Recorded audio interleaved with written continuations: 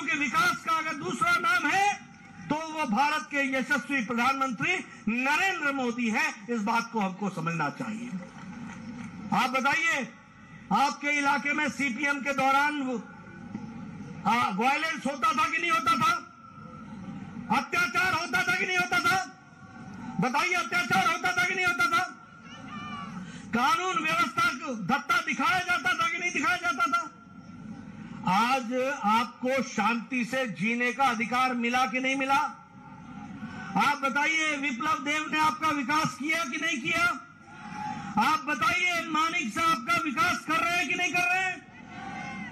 ये मैं इसलिए आपसे पूछ रहा हूं कि एक सरकार थी जिसने अंधेरगर्दी मचाई, एक सरकार थी जिसने आपको लूटा, एक सरकार थी जिसने आपकी चिंता नहीं की, और एक सरकार है जो आपकी चिंता के लिए दिन रात मेहनत कर रही है।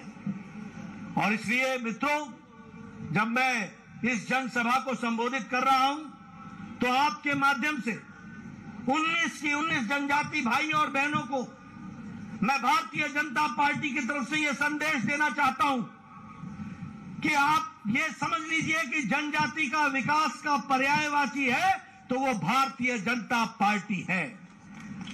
अगर विकास को मूर्त रूप देने वाला डबल इंजन की सरकार का नेतृत्व करने वाले नेतृत्व है तो वो यशस्वी प्रधानमंत्री नरेंद्र मोदी है। और उसी तरीके से यहां पर आपको डबल इंजन सरकार की प्रसाद को आप तक पहुंचाने का काम अगर कोई कर रहा है तो मानिक शाह, राजीव भट्टाचार्य, जिष्णुदेव, विप्लव देव और ये तमाम मंच पर बैठे हुए लोग आप तक उसको पहुंचाने का काम कर रहे हैं। इस बात को भी हमको ध्यान में रखना चाहिए। इसलिए इस धूप में आपका ज्यादा समय न लेता हुआ, मैं समझ सकता हूं कि आप कितने कष्ट में हैं। मैं ये भी समझ सकता हूं कि आदमी तो छोड़ो, कैमरे को भी छाया दिखाया जा रहा है, उसके ऊपर भी तौलिया रखा जा रहा है। मैं गर्मी और धूप समझ सकता हूं, मैं पत्रकार भाइयों की भी तकलीफ समझ सकता हूं, इसलिए आपका ज्यादा समय नहीं लूंगा। लेकिन यह निवेदन करने जरूर आया हूं कि भारतीय जनता पार्टी सही मायने में आपकी चिंता करने वाली पार्टी है।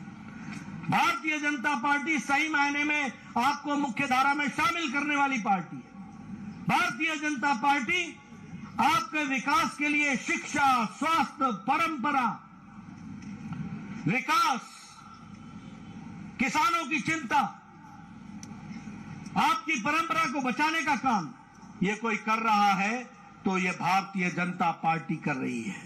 और नेतृत्व हमें सबको मोदी जी का आशीर्वाद प्राप्त है।